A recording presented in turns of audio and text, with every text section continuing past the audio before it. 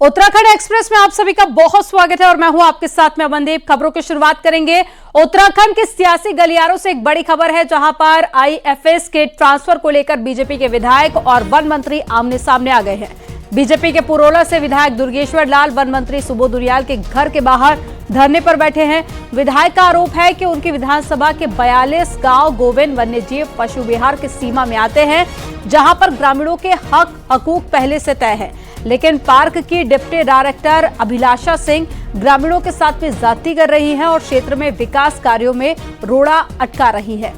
विधायक का कहना है कि वे कई बार वन मंत्री सुबोध उनियाल से डिप्टी डायरेक्टर के ट्रांसफर की मांग कर चुके हैं और मंगलवार को भी इसी सिलसिले में मंत्री आवास पर पहुंचे थे। विधायक का कहना है कि वन मंत्री उनियाल ने इस दौरान उनके साथ में अभद्रता की है। उधर वन मंत्री सुबोध उनियाल ने विधायक पर अभद्रता करने का आरोप लगाते हुए कहा कि उन्होंने मौके पर फॉरेस्ट चीफ को बुलाया था। विधायक ने फॉरेस्ट चीफ के हाथों से कागज छीनकर फाड़ डाले और मंत्री का कहना है कि विधायक की शिकायत पर मैंने 1 हफ्ते के भीतर जांच कर रिपोर्ट देने के आदेश दिए हैं। बैठे हुए वो कह रही है कि 150 से ऊपर नहीं जाएंगे। आप परसों जो है 28 तारीख की बात है, वहां पे 3 से 4 हजार लोग आ गए और लोगों ने जो है बॉम्बे, गुजरात, डिफरेंट सिटी में पूरे उत्तराखंड से, पूरे भारत से और उससे अलावा जो है आउट ऑफ उत्तराखंड से और भारत से भी जो है बाहर के सैलानी भी आते हैं और उन लोगों की जो है बुकिंग हो रखी है। हम जाए तो जाए कहाँ, हमारे पास रोजगार नहीं, हमारे पास कोई कारखाने नहीं, तमाम चीजें नहीं, और इन सबको जो है तोड़ने का काम कौन कर रहे हैं? सुबोध उनियाल जी करें। मैंने सब कुछ बातें रखी, कह रहे हम जांच करेंगे। अरे जांच करने, मैंने कहा हटाओ उसको वहां पे जब काम नहीं कर रही। मैं वहां जा नहीं सकता हूं, मैं लोगों के बीच में क्या करूंगा? लोग मारेंगे, वहां जूते मारेंगे। सुबोध उनियाल जी मेरे क्षेत्र में ही जानबूझ करके ये कोई इनका कोई या तो जातिगत एजेंडा है, क्योंकि उन्होंने पहले ही ये दर्शा दिया था इनकी मानसिकता। कहते अभी भी अंदर बात कर रहा है, यही बात कर रहा हो। He is not having a manner कि how to talk to people. भाई इनको ये मैनर नहीं सिखाए माँ बाप ने, इनकी माँ बहनें नहीं है कि जाके माँ बहन के लिए गाली देंगे। ठीक है, आप जानते हैं इनके, भाई मुझे नहीं पता, मेरे क्षेत्र के साथ बहुत बड़ी जांच की है। इसमें जांच रिपोर्ट सीसीएफ से जांच करा के जांच रिपोर्ट मुझे प्रस्तुत करें। ये आदेश देने के बाद ये अपना अचानक चिल्लाने लगे और उन्होंने हौफ के हाथ से बोली चिट्ठी छीन के फाड़ भी दी और हम धरने बैठे हैं। तो अब ये लोकतंत्र है, लोकतंत्र हर व्यक्ति को इसका अधिकार है। विधायक करेंगे साहब मेरे साथ बदतमीजी की गई है। क्या बदतमीजी की गई? मेरे साथ अभद्र व्यवहार किया गया, अभद्र भाषा में बात की गई। 50 लोग सामने बैठे थे, सबको मालूम है जिस तरह से विधायक का बर्ताव था, और ये बर्ताव, इस तरह का बर्ताव बर्दाश्त नहीं होता। पूरे देश के साथ में उत्तराखंड में भी ट्रांसपोर्टर्स, ट्रक, बस, टैक्सी, ऑटो वाले नए हिट एंड रन कानून के खिलाफ में हड़ताल पर है। उत्तराखंड में भी हड़ताल जारी है। इसे लेकर देहरादून में सचिव और साथी ट्रांसपोर्टर्स के बीच में बैठक हुई, लेकिन बैठक में कोई भी नतीजा नहीं निकल पाया। करीब 2 घंटे तक मीटिंग चली है, लेकिन कोई फैसला नहीं हो सका। ट्रांसपोर्टर अपनी मांग पर अड़े हुए हैं और केंद्र सरकार से लागू कानून को वापस लेने की मांग कर रहे हैं, जबकि सचिव परिवहन ने जरूरी सेवाओं को चालू रखने की बात कही है।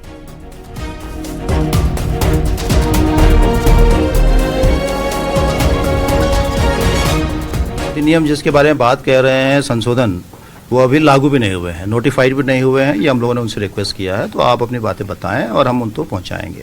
उन्होंने, कई लोगों ने अपनी बातें लिखित में भी कही, कई लोगों ने मौखिक भी बताई। हम उनका संकलन करके भाषा कदा पहुंचाएंगे, वो कदापि बाधित ना हो। इसके लिए हमने उनसे अपील भी करी और उनसे हमने ये भी कहा कि अत्यावश्यक सेवाओं में बाधा नहीं पहुँचने देने के लिए राज्य सरकार कृत संकल्पित है। पूरे देश के साथ में उत्तराखंड में भी ट्रांसपोर्टर्स की हड़ताल चल रही है। आज दूसरा दिन है और अब ट्रकों के साथ में प्राइवेट बस, टैक्सी, ऑटो के भी पहिए जाम हो गए हैं। मैदान के साथ में पहाड़ों पर भी इसका साफ असर दिखाई दे रहा है। कुछ विक्रम ऑटो संचालकों ने भी अपनी गाड़ियां नहीं चलाई हैं। चक्का जाम की वजह से लोगों को दिक्कत आ रही है और परिवहन निगम हालांकि अपनी बसें चला रहा है। और दरअसल केंद्र सरकार की ओर से मोटर व्हीकल एक्ट में हिट एंड रन मामले में सजा के सख्त प्रावधानों के विरोध में देशव्यापी हड़ताल का आह्वान किया गया है।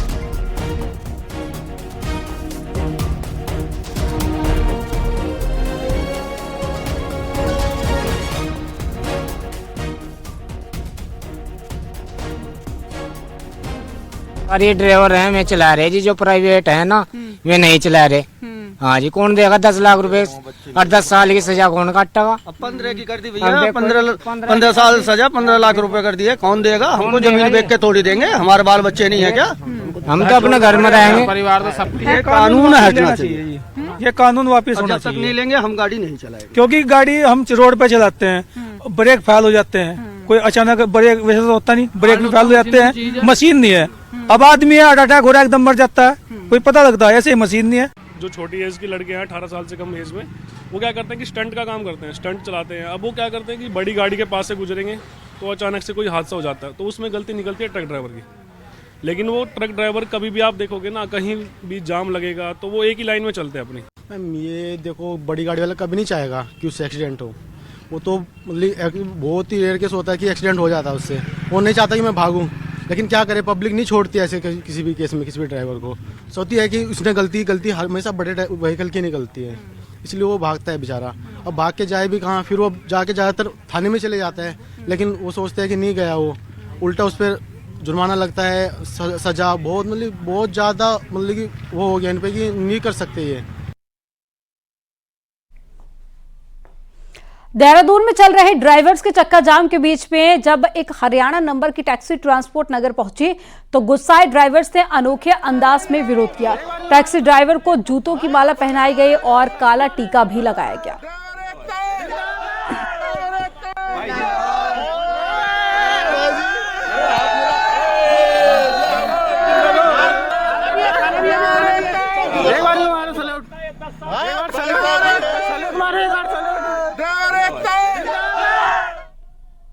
नए मोटर व्हीकल के नियमों के खिलाफ में ड्राइवर्स का गुस्सा हल्द्वानी में भी देखने को मिल रहा है। यहां पर रोडवेज से लेकर KMOU बस सर्विस तक के ज्यादातर बस ड्राइवर हड़ताल कर रहे हैं, जिसके कारण यात्री परेशान होते रहे हैं। घंटों इंतजार के बाद भी यात्रियों को बसें नहीं मिल सकी है।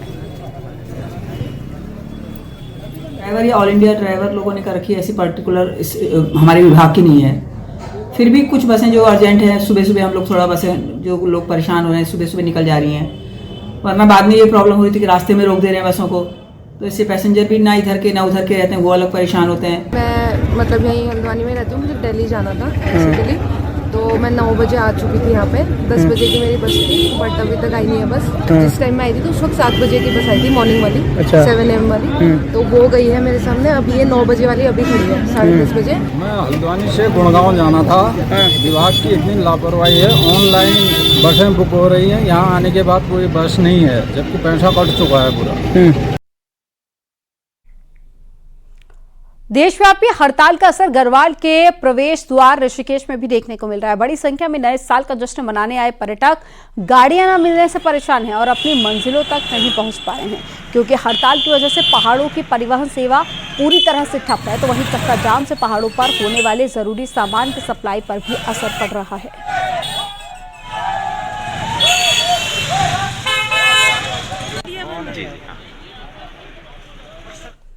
रामनगर में भी नए मोटर व्हीकल एक्ट का विरोध हो रहा है, जिससे कि लोगों को खासी मुश्किलों का सामना करना पड़ रहा है। यहां पर कई 3 व्हीलर ने बीच रास्ते में ही सवारियों को उतार दिया है, तो वहीं पेट्रोल पंप पर भी लोगों की भारी भीड़ देखी गई।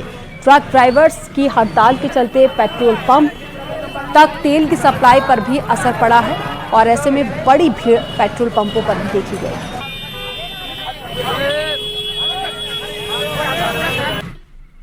जाने के लिए हमको मना कर रहे हैं और वहाँ सारी तारीख लोग कर दी, जिनके घर में कीर्तन है उन्होंने मोहल्ले वाले बुला रखे हैं और सारा अपना प्रोग्राम फिट रखा है। भैया जो केंद्र सरकार ने जो काला कानून हमारे पर थोका ड्राइवरों के ऊपर, उसके लिए ये हड़ताल चल रही है हमारी। क्या है कानून? कानून क्या, ये जो 10 साल की सजा, 7 लाख का जुर्माना हमको गरीब आदमी कहाँ से देगा ड्राइवर आदमी।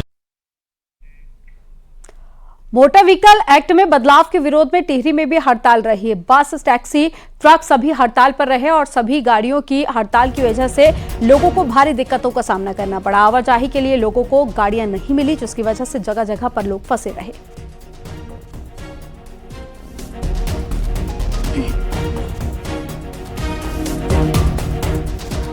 रुड़की के मंगलौर की पॉलीथीन फैक्ट्री में भीषण आग लग गई, जिससे फैक्ट्री में रखा सारा सामान जलकर राख हो गया। भीषण आग से लाखों का नुकसान हुआ है। तो वहीं आग की सूचना पर मौके पर पहुंची फायर ब्रिगेड की टीम ने आग पर कंट्रोल किया।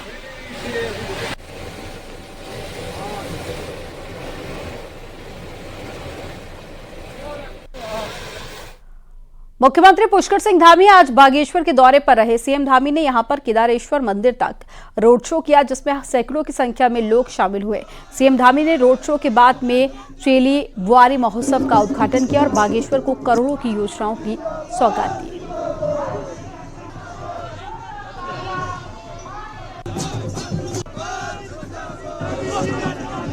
मातृशक्ति के सहयोग के बिना किसी भी समाज या किसी प्रदेश देश का विकास संपूर्ण नहीं हो सकता है। यही कारण है हमारी संस्कृति में अर्धनारीश्वर की कल्पना की गई है और कहा गया है यत्र नार्यस्तु पूज्यन्तु रमन्त्र तत्र देवता।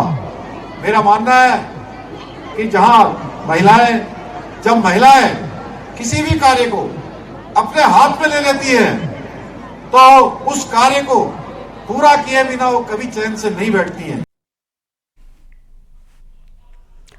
महिलाओं को आर्थिक रूप से मजबूत करने के लिए चलाई गई लखपति दीदी योजना के विस्तार के लिए धामी सरकार जल्द ही कुछ नए कदम उठा सकती है।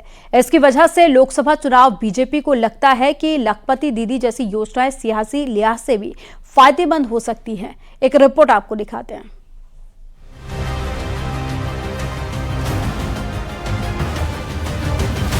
उत्तराखंड में 65,000 रजिस्टर्ड समूहों से 5 लाख से ज्यादा महिलाएं जुड़ी हैं, जिनकी पहुंच हर गांव और घर तक है। सरकार इन महिला समूहों को किसी न किसी रूप में स्वरोजगार के साथ ही आर्थिक रूप से मजबूत करने में जुटी है। इनमें 40,000 महिलाओं को सरकार लखपति दीदी बना चुकी है और इस साल 50,000 महिलाओं को लखपति दीदी बनाने का टारगेट है। राज्य सरकार जल्द ही लखपति दीदियों के लिए कुछ और घोषणाएं करने जा रही है। कुछ समूह को 20-20 हजार का रिवॉल्विंग फंड दिया जा सकता है। महिलाओं के 10 समूहों को 75-75 हजार रुपए की सामुदायिक निवेश निधि दी जा सकती है। इसके अलावा 10 समूहों को 1.5 लाख रुपए के बैंक लिंकेज के चेक देकर सम्मानित भी किया जा सकता है। जहां प्रधानमंत्री जी ने पूरे देश में 2 करोड़ 25 लाख बहनों को लखपति दीदी बनने का संकल्प लिया है, वहीं हमारे युवा मुख्यमंत्री जी ने भी संकल्प लिया है कि हम 2025 में जब हमारा राज्य 25 साल का हो जाएगा, हम 1.25 लाख बहनों को लखपति दीदी बनाएंगे। प्रधानमंत्री जी का सपना है कि 2 करोड़ लखपति दीदी बनानी है। हमारा प्रदेश भी 1.25 लाख लखपति दीदी बनाने का लक्ष्य लेकर के चल रहा है और अभी हम जो नई उसमें भारत विकसित संकल्प यात्रा में द्रोण दीदी के पहले उसमें चरण में 15,000 द्रोण दीदियों को ट्रेनिंग देंगे। उत्तराखंड में कुल वोट बैंक के आधे पर महिला वोटर्स का कब्जा है, जो आधी आबादी के सियासी वजन को समझने के लिए काफी है। यही कारण है कि केंद्र के साथ ही राज्य सरकार का भी महिलाओं पर फोकस है। महिलाओं को सरकारी नौकरियों में 30% आरक्षण पहले ही दिया जा चुका है और अब लखपति दीदी योजना से गांव-गांव तक पैठ बनाने की प्लानिंग है। कि पूरे देश के अंदर के कार्यक्रम की जो प्रथम श्रृंखला उत्तराखंड से प्रारंभ हुई है। उत्तराखंड राज्य के अंदर बड़ी संख्या में लखपति बहनें बनी है, उनको सहकारिता की चित्र से भी उनको अपने कारोबार के लिए लोन मिल रहा है। उत्तराखंड बीजेपी को लगता है कि साल 2022 में सत्ता में उनकी वापसी आधी आबादी के समर्थन के बदौलत हुई। अब लोकसभा चुनाव की चुनौती है, लिहाजा वो किसी भी कीमत पर इस वोट बैंक को अपने हाथ से खिसकने नहीं देना चाहती। देहरादून से न्यूज़ 18 के लिए सुनील नौप्रभात की रिपोर्ट।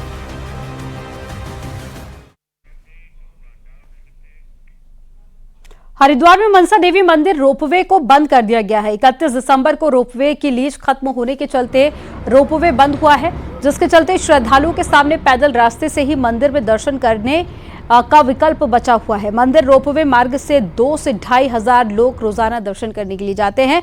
प्रशासन रोपवे कंपनी उषा बेक्रो के लीज बढ़ाने पर विचार कर रहा है। गौरतलब है कि उषा बेक्रो नाम की कंपनी मनसा देवी मंदिर रोपवे का संचालन करती है और साल 2021 में कंपनी की लीज खत्म होने से के बाद में 2.5 साल के लिए लीज को बढ़ाया गया था। अब ये एक्सटेंशन 31 दिसंबर को खत्म हो गया है।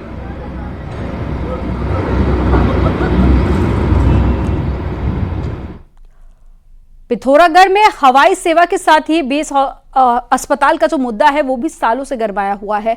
इन दोनों मुद्दों ने हर चुनाव में अपना रोल अदा किया है, लेकिन अब नए साल में दोनों मुद्दे के किसी नतीजे तक पहुंचने की उम्मीद की जा रही है। जल्द ही इस पर भी बड़ी कार्रवाई हो सकती है। एक रिपोर्ट आपको दिखाते हैं।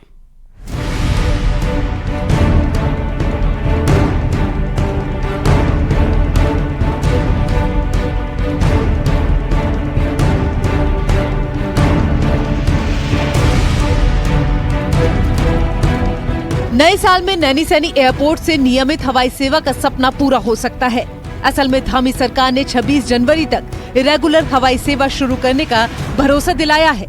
ऐसे में जहां Fly Big airlines 20 seater plane से हवाई सेवा शुरू करने की कवायद कर रही है, वहीं अलायंस एयर भी 43 सीटर प्लेन से उड़ान भरने की तैयारियों में जुटा है। अलायंस एयर की टीम पहले ही एयरपोर्ट का निरीक्षण कर चुकी है, जबकि फ्लाई बिग का 20 सीटर प्लेन भी हवाई रूट पर टेस्टिंग उड़ान भर चुका है। हवाई अड्डा चलना ही चाहिए क्योंकि कल को फौज को भी इसकी जरूरत पड़ेगी और टूरिज्म के लिए यहाँ अपार संभावना है। हमारे यहाँ उसके लिए भी बहुत बड़ी संभावना है। हमारा व्यापार बढ़ेगा, हमारा टूरिज्म बढ़ेगा, उत्तराखंड की आय बढ़ेगी। दूसरी तरफ सालों से 60 करोड़ की लागत से बने बेस हॉस्पिटल के शुरू होने की भी उम्मीद जगी है। पिथौरागढ़ मेडिकल कॉलेज के लिए 950 पदों को धामी कैबिनेट से हरी झंडी पहले ही मिल चुकी है। ऐसे में मेडिकल कॉलेज के लिए स्वीकृत पदों से बेस हॉस्पिटल भी शुरू हो सकता है। असल में यहाँ मेडिकल कॉलेज और बेस हॉस्पिटल को एक साथ जोड़ा गया है। हम लोग जो है कि सरकार से इस पर वार्ता कर रहे हैं। हमें उम्मीद है कि बहुत जल्दी से जल्दी जो पदों का सृजन हो गया है उन पदों को भरने का काम शुरू होगा और सीमांत जनपद पिथौरागढ़ की जनता को उस बेस हॉस्पिटल का लाभ मैं समझता हूँ कि बहुत जल्दी मिलेगा। रेगुलर हवाई सेवा के साथ बेस हॉस्पिटल संचालन यहाँ की सबसे बड़ी जरूरत है। इन दोनों मुद्दों के इर्द गिर्द ही यहाँ की सियासत भी सिमटती रही है। ऐसे में नए साल में ये दोनों मुद्दे हल हो या फिर ना हो, इतना तो तय है कि इसका असर लोकसभा चुनावों में साफ साफ दिखाई देगा। न्यूज़ 18 के लिए पिथौरागढ़ से विजयवर्धन उप्रेती की रिपोर्ट।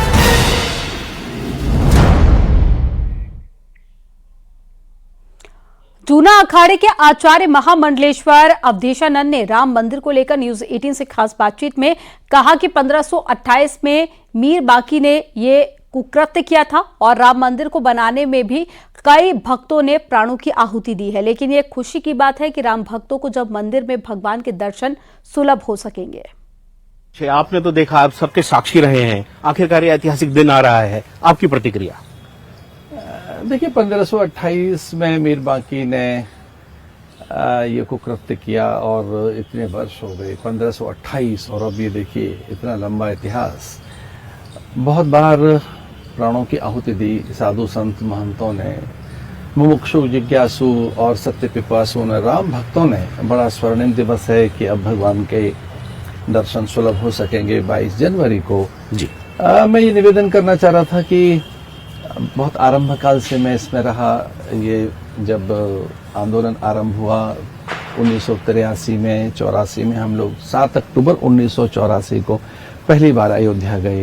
एक विशाल सभा हुई और वहीं फिर संतों ने संकल्प किया, विश्व हिंदू परिषद ने। और चलिए, पहाड़ से जुड़े केची धाम में पर्यटकों की संख्या में बढ़ोतरी हो गई है तो भीड़ बढ़ने से व्यवस्थाएं भी चरमरा गई हैं। पार्किंग की समस्याएं केची धाम में बन रही है तो वहीं पर श्रद्धालुओं को दर्शनों के लिए लंबी लाइनों में लगकर इंतजार करना पड़ रहा है।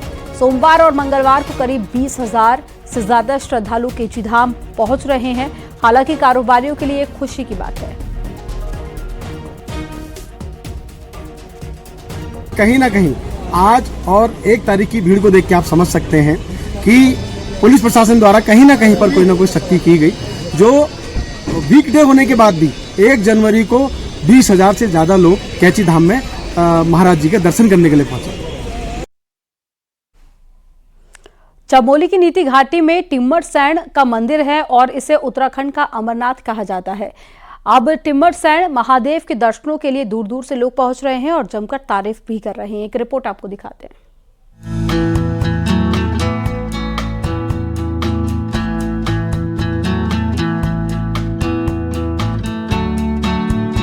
भारत चीन सीमा के अंतिम गांव नीति के पास स्थित है उत्तराखंड का मिनी अमरनाथ, जहां शिवलिंग के ऊपर चमकने वाला पानी जम चुका है। वहीं भोलेनाथ के ऊपर जमी बर्फ घाटी में आने वाले सैलानियों और श्रद्धालुओं को अपनी ओर आकर्षित कर रही है। ओम नमः शिवाय टिम्बरसैन महादेव के बारे में आज पहली बार सुना है। It is as good as Amarnath, इसको मिनी अमरनाथ भी बोलते हैं। बहुत ही प्यारी, बहुत ही अच्छी जगह है। Everyone should come once in the life here for sure. आज मैं मिनी अमरनाथ में आया हूँ और आप पीछे मुझे देख ही सकते हैं कि बर्फ़ मुझे बहुत अच्छी लग रही है और ऐसी बर्फ़ मैंने आज तक नहीं देखी। पहली बार मैंने इस चीज़ के बारे में सुना है और देखा है। सबको आना चाहिए इस जगह पे, बिल्कुल आना चाहिए। भक्तों की भगवान भोले पर ऐसी आस्था है कि देश के कोने कोने से श्रद्धालु दर्शनों के लिए टिम्बरसैन महादेव पहुंचते हैं और कड़ाके की ठंड के बीच लगातार श्रद्धालु नीति घाटी का रुख कर रहे हैं, क्योंकि इस दौरान भोले शंकर के अद्भुत दर्शन हो रहे हैं। 15,000 फीट की ऊंचाई पर स्थित टिम्बरसैन महादेव में कड़ाके की ठंड पड़ रही है। यहाँ केवल दोपहर तक ही श्रद्धालु रह सकते हैं। उसके बाद बर्फीली हवाएं यहाँ घाटी में लोगों की मुश्किलें बढ़ा देती हैं। ठंड के बीच जो श्रद्धालु हैं वो भी यहाँ पे पहुँचते हैं और भगवान भोले शंकर के दर्शन करते हैं, उनका जला अर्चना करते हैं। यहाँ पे रहना इतना ज़्यादा कठिन है कि दोपहर के बाद यहाँ पे तेज हवाएं चलनी शुरू होती हैं। ऐसे में जो भी श्रद्धालु टिम्बरसैन महादेव आना चाहता है वो समय का विशेष ध्यान रख सकता है। नितिन सेमाल, न्यूज 18, टिम्बरसैन महादेव, नीति। हरिद्वार में शीतलहर का प्रकोप जारी है, तो वहीं अलाव की व्यवस्था नहीं होने पर स्थानीय लोगों ने प्रशासन और नगर निगम के खिलाफ नाराजगी जाहिर की।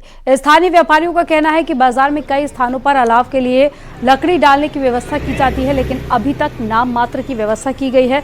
स्थानीय दुकानदार अपनी व्यवस्था से ही आग जला रहे हैं और हरिद्वार में पहुंचने वाले यात्री भी ठंड से ठिठुर रहे हैं। अगर अलाव की पर्याप्त व्यवस्था की जाती तो लोगों को ठंड से थोड़ी राहत मिलती।